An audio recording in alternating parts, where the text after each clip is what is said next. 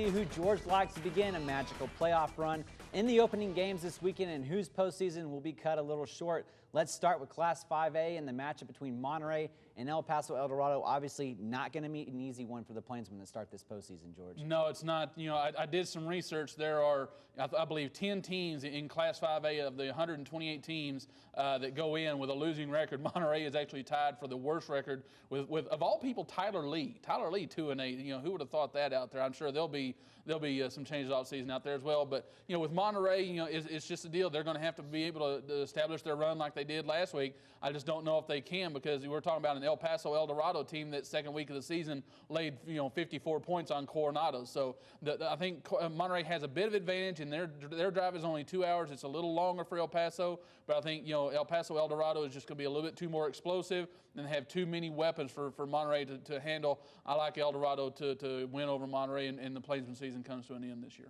or this week. Cooper opening up against Pampa in the 3A playoffs, and the Pirates losing to Estacado last week for the district championship. But overall, you look at this Pirates team, it's not exactly a bad loss against the Matadors. They just played a better opponent.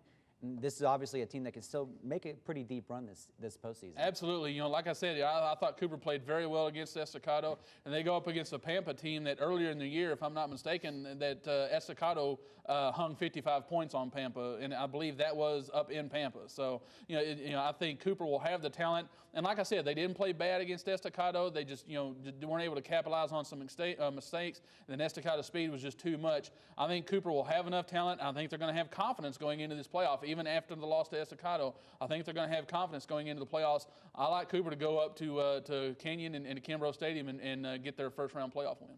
Mentioning the Matadors, Estacado taking on Dalhart in their first game of the playoffs.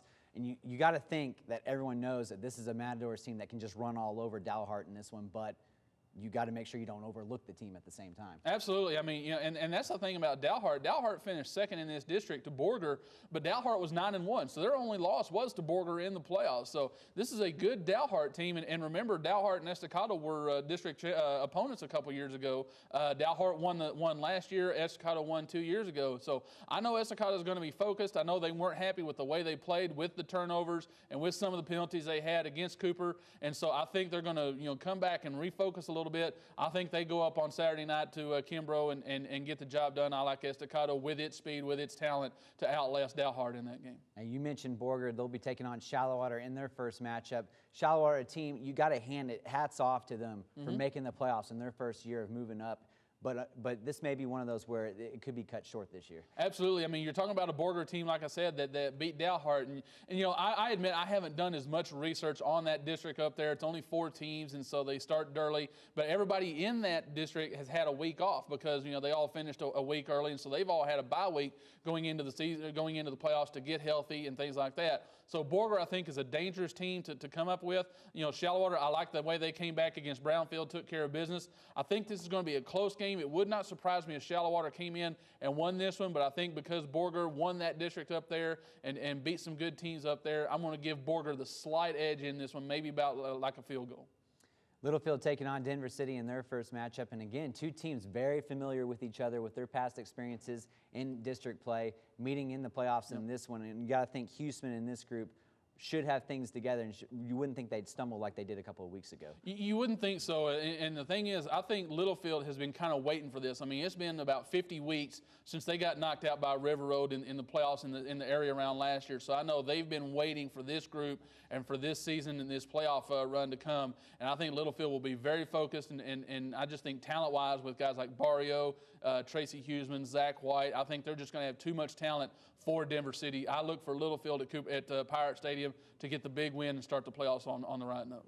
Abernathy beginning their run against Stanton this weekend, and you look at the Lopes. I mean, is this a team that could make a good run this season? I think so. I like the way Abernathy's been playing the last couple of weeks. And, they've got outstanding running back in Peyton Knight, and they've been doing some great things defensively. And they've kind of been in a playoff mode for the last couple of weeks, against Tulia 2 weeks ago, and then this last week against Floridata having to win to get in. So they've really kind of had that mindset for the playoffs here the last couple of weeks. And now they go up against a Stanton team that, it was in that district with Idalou and with Cahoma, ended up finishing second, but Stanton has some questions, I think. So I think Abernathy can go out on Friday night and get the win. I like the Antelopes in this one.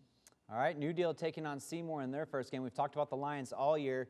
looked like they got a nice, convincing win in that 32-7 win over Hale Center last week, racking up almost 400 yards of offense. Was that the perfect tune-up to get this postseason started? I think it was. I think that, when you look at what New Deal has done since the Sundown loss, and we've talked about it before, especially when the door got opened back for them when Tahoka beat Sundown, they've really been kind of a focused team. They've gotten it, done offensively, but they've really gotten it done defensively, here in district. And I think that's what they're really going to have to hang their hat on. They got a couple of injured guys back, so they're close to full strength, not quite, but they're close. And so I think New Deal will go on the road. They've got a bit of a trek, but so does Seymour, having to go down to the Mustang Bowl in Sweetwater. I think New Deal goes down and gets the win. I like the Lions in this one.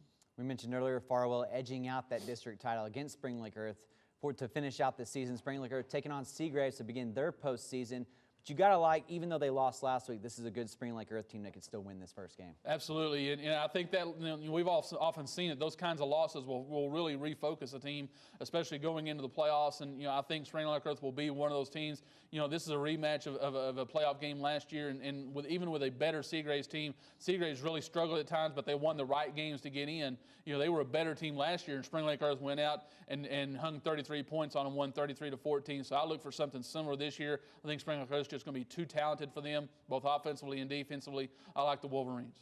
All right, for Georgia's picks for the first round of the postseason: El Paso El Dorado over Monterey, Cooper over Pampa, Estacado over Dalhart, Borger over Shallowater, Littlefield over Denver City, Abernathy over Stanton, New Deal over Seymour, and Spring Lake Earth over Seagraves. Well, that's going to do it for this final edition of Football Fever in 2010.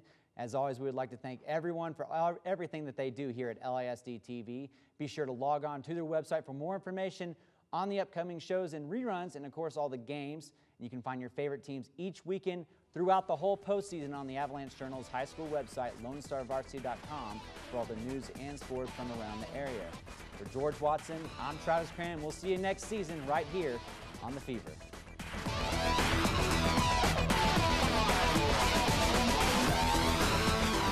I'm Travis Cran, and joining me, as always, is the football philosopher, a Socrates of the gridiron, if you will, king of the tundra, the manager of midnight maneuvers, the prince of pigskin, the West Texas Secretary of Defense, the original leader of linemen, our own ace on the mound, the man who is no stranger, he's just a ranger, someone who is a winner in all our hearts, no matter who he chooses or how many teams he gets right each week. And to my left is the new head coach for the Dallas Cowboys.